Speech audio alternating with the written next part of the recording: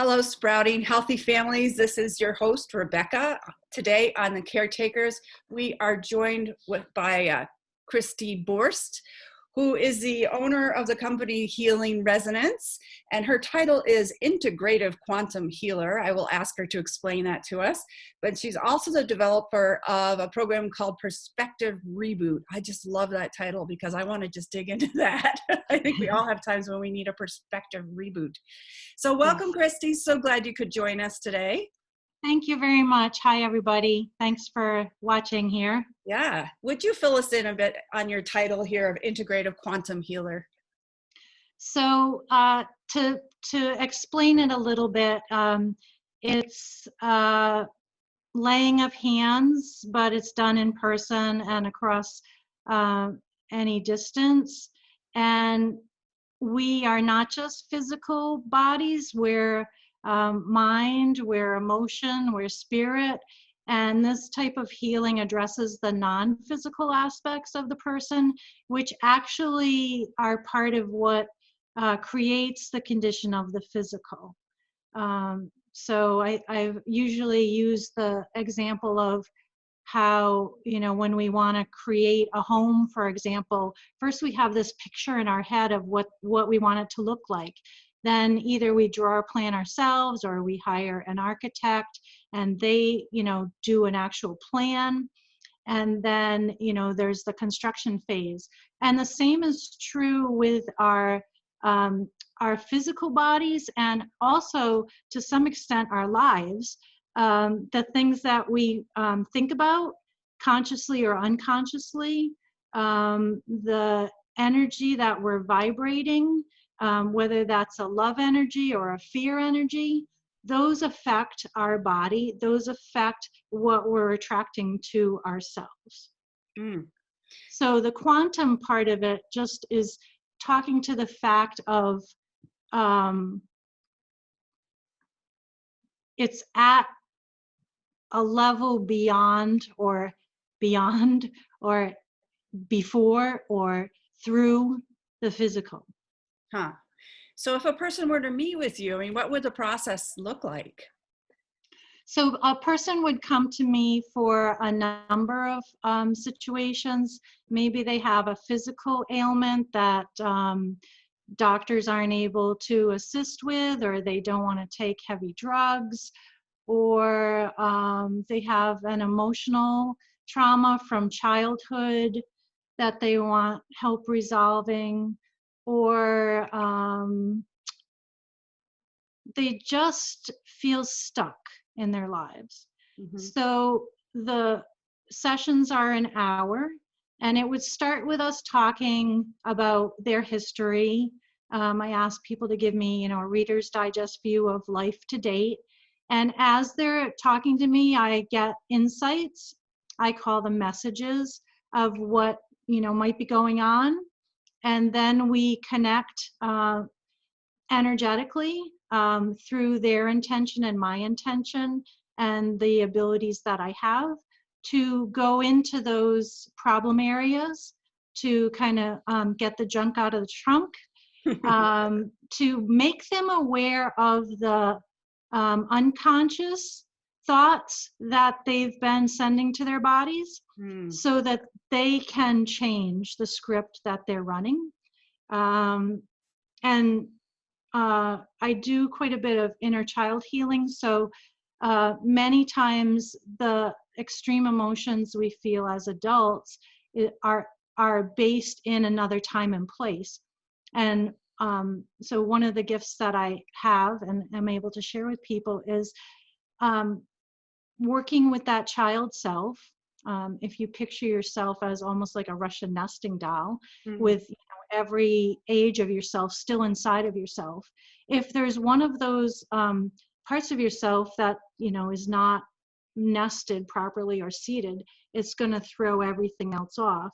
So when we can kind of bring that child out of their hiding or out of their trauma, then things just seem to fall in place. So I guess I hope that answers the question, but there's a talking phase of kind of history, or if it's somebody's subsequent session, we'll talk about, you know, what has changed for you since the last session, what have you had trouble with, and then there's kind of this energetic spiritual segment, which is the process that I call perspective reboot.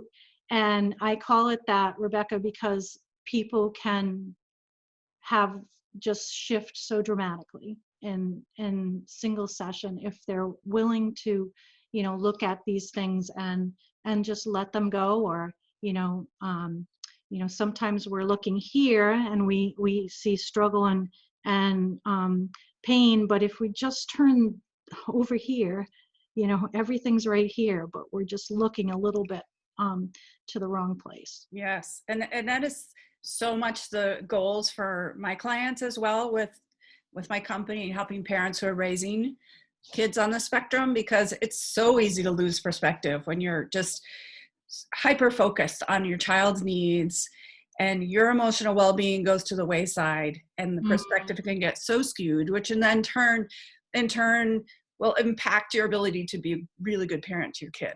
Yes. So all And of that's so integrated.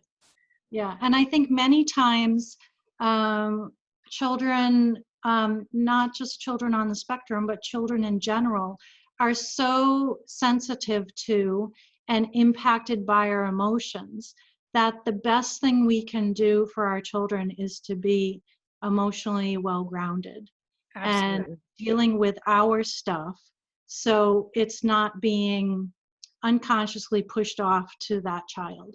Right. Absolutely. Now, before we started recording, you had mentioned your wanted to talk about the connectedness of all of us. Can you speak to that a little bit?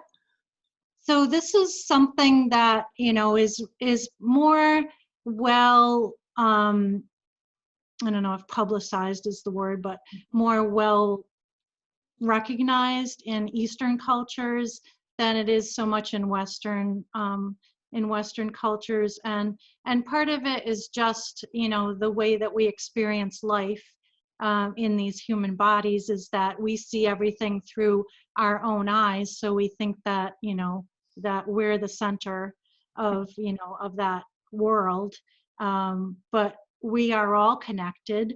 And I'm sure that if people think about it, they've had times when they've experienced that connection, perhaps as, you know, thinking of a loved one, and all of a sudden the phone rings and it's that person, or just knowing something is happening to someone that they care about. Mm-hmm. So that is evidence, if you will, of that connectedness. But, you know, I believe that we're all, you know, these spiritual beings having a human experience, and many people will tell you that, you know, energy can't be destroyed. Energy is always there. So I think that, you know, those people that have, I say, transitioned, passed from this physical reality, you know, we think of them as being lost, but they're only lost because we close the door and say, okay, well, they're gone. Mm-hmm. So there's connection, there's a lot of unseen going on, and some of these children are sensitive to knowing these things and feeling these things and experiencing these things. And it's not just humans, right? Sometimes you might, or maybe not you, but, you know, a child might feel connected with the grass. You know, maybe it's painful for them to walk on the grass because they feel that footstep on the grass. They're so in tune with that connectedness. So I think that people are becoming more aware of that. It's a way that I kind of use through my work, that connection. I can connect with someone, you know, over the phone in Australia, and it's easy. It sounds to me like you have a gift for helping people to come to terms with who they are and accepting who they are and realizing that what they are feeling in this world is okay and that they can live and work with it. Well, we're all here because we're the one that could be us. Right. We're the only one. Yes. I'm the only one that can be this person, with whatever label you label me. Right. And you're the only person that can, be Rebecca. So, the fact that we try to fit in or, we worry what other people think about us, it's all it's a misdirection. We're Yes. looking here and everything is right here or right here, Right. And that's part of why I find childhood healing so rewarding, is that I believe when we were first born, we knew exactly who we were here to be. Mm. And as we release the layers of forgetting or hiding, then we get more in touch with ourselves. Yeah, that's amazing. Do you have any final thoughts for us before I brag about your beautiful artwork? Let's see, any final thoughts? I guess I'll just expand a little bit on that thought about worrying what other people think about us. So when we look at someone else and there's something, that we judge them for, we have to see that at the root of that is either some sort of desire that we have to be like that person, but we don't yet have that wherewithal or confidence to be that person. So instead, our ego kind of poo-poos it. Or the other kind of side of that, or another side of that, is that perhaps we are like that, but we're not ready to see it yet. Yeah. So when we realize that judgment is a personal thing, so if I'm judging you, it's my stuff. It's my stuff that's coming into my consciousness. So from that perspective, what other people think of you is their stuff. It's their wounds. It's their things that maybe they're supposed to look at, but they're not ready yet. Right. So that can give us the freedom to let go of all of that and start to focus on what are we looking at, because that's telling us about us. Yeah. That's giving us doorways to healing and becoming more self-masterful. Yes, that's huge. You make it sound easy, and I know it's not easy, but it's a daily process, I think. It's work we have to always be approaching and tackling. It's about, making conscious choices rather than so many unconscious choices. Yes. Yeah, I like that. So just quickly before we depart, I just want to talk about Kristi's art. She makes these incredible pieces of art that are fractal, which means they're math-based. And I've seen fractal art and I don't always connect with it, but your art has this emotional connection, for me at least, that is so powerful. Really, really powerful. So I think it's beautiful. I think it's easy to relate to. It's gonna make something rise in you emotionally that you might not have expected. I've got a little batch here. I could pick up a couple of them. Yeah, show us a couple. Okay. I'm going to just pull this one out because this is, and I just want to say, you mentioned the emotion. All of these were created from that place of connectedness that I go to when I do healing work. This is one, let me see if okay, here we go. That's good. This is one that I did that represents the 7 major chakras, which is part of how I connect in with people energetically. So I know they're small, but I just wanted to show that. And then I'll just kind of go through a couple. And when you feel like I've done too much or you want to stop, just tell me. This one's called Emerging to Love. And I wish there wasn't a glare on it, but that's okay. This one is Ribbons of Love. Do you know what's going to show up when you enter your formulas? No, No. Huh.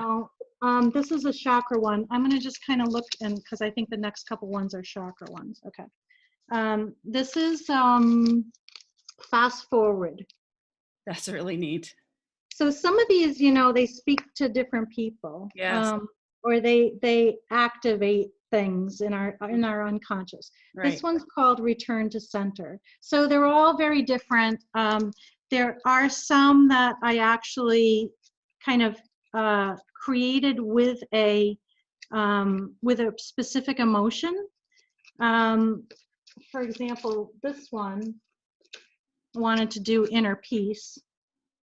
So this Huh. one's inner peace. Neat. That seems very feminine to me, that one. But a lot of times, they would just tell me their name when they were done. That's neat. Great. Thank you for joining us, Kristi. This has been very interesting. And I think it would be fascinating to have a session with you and explore further what you have to offer. That's really, really neat. Oh, So, thank you.